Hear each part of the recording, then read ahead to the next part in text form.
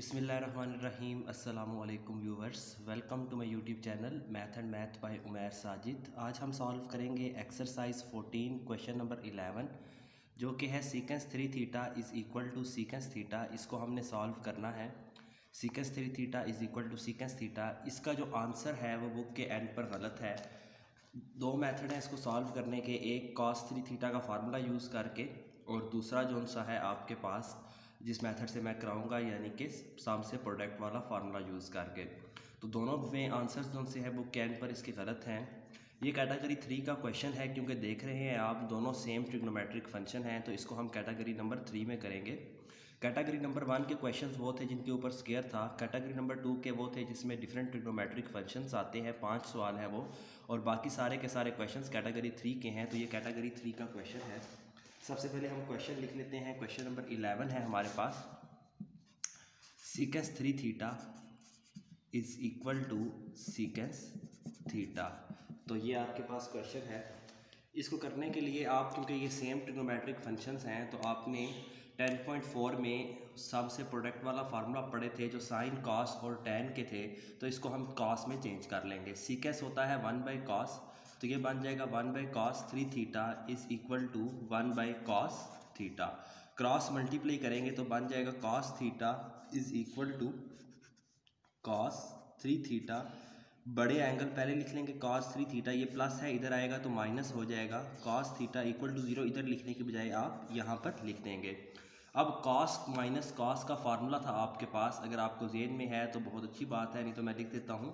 cos alpha minus cos beta is equal to -2 sine alpha plus beta by 2 और sine alpha minus beta by 2 ये formula है।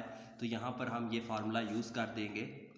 -2 sine alpha plus beta by 2 और उसके बाद आ जाएगा sign alpha minus beta by 2।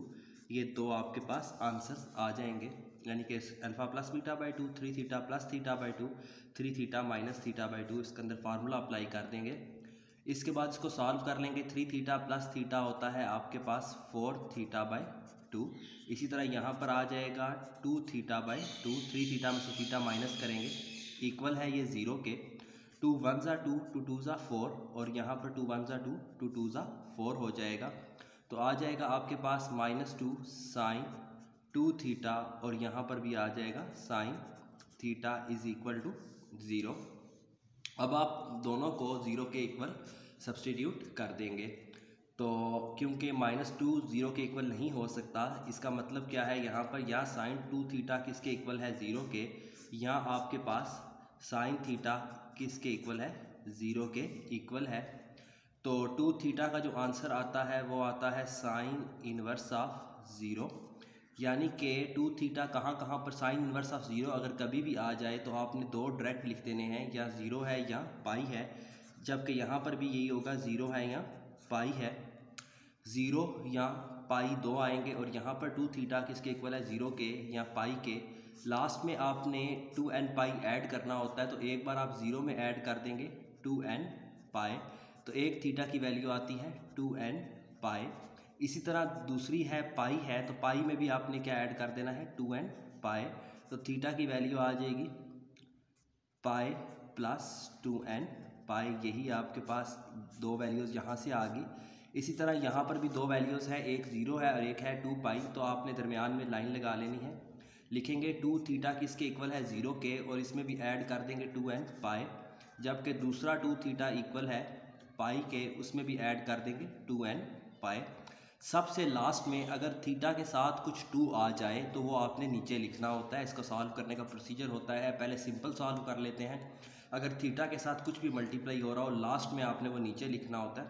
तो 0 + 2n पाई का answer आता है 2n पाई, और ये जो 2 था ये यहाँ पर डिवाइड हो जाएगा, तो 2 से 2 डिवाइड होने के बाद थीटा का आंसर आएगा n पाई। इसी तरह यहाँ पर भी ये थीटा इधर डिवाइड हो जाएगा, तो थीटा की वैल्यू आ जाएगी पाई/2 प्लस 2n पाई/2, 2 से 2 कैंसिल हो जाएगा, तो थीटा की वैल्यू आ जाएगी पाई/2 प्लस n पाई।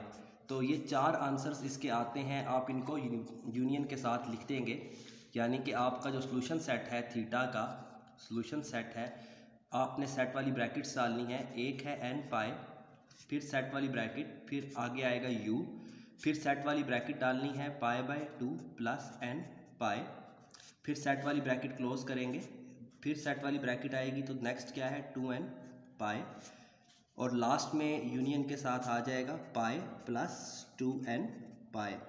तो ये इसका आंसर है। बुक के एंड पर मैं आपको आंसर दिखा देता हूँ जो लिखा हुआ है।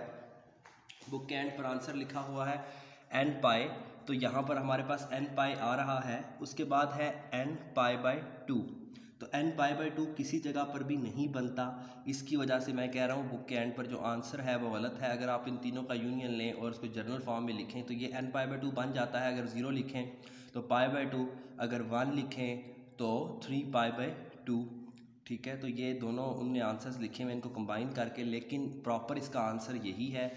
और दूसरे मेथड से भी अगर आप करें cos 3 थीटा का यहाँ पर फार्मूला यूज़ करके करें फिर भी आंसर ठीक नहीं आते, तो इसके अंदर आपने यही करना है कि इसको, क्योंकि दो सेम ट्रिग्नोमेट्रिक फंक्शन हैं, जब भी सेम ट्रिग्नोमेट्रिक फंक्शन आएंगे ऑनवर्ड भी जितने क्वेश्चन हैं उनमें आएंगे तो उसमें हम सम से प्रोडक्ट वाला फार्मूला ही यूज़ करेंगे।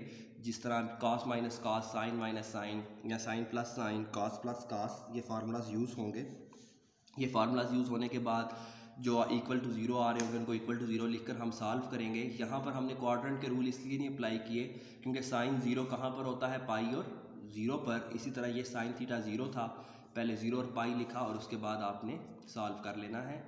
होप सो आपको मेथड पसंद आया होगा। इजी मेथड है और मैंने जैसे कि शुरू में ही ब्रीफ कर दिया था कि इसके आंसर्स जो उनसे हैं बुक के एंड पर गलत है, तो इसको इसी मेथड से आप सॉल्व करें। चलते हैं नेक्स्ट क्वेश्चन की तरफ। अगर अभी तक आपने चैनल को सब्सक्राइब नहीं किया तो चैनल को सब्सक्राइब कर लें और लेटेस्ट वीडियोस के लिए बेल का आइकन भी प्रेस करें एंड अपने फ्रेंड्स के साथ भी शेयर करें। थैंक्स फॉर वाचिंग, मिलते हैं नेक्स्ट वीडियो।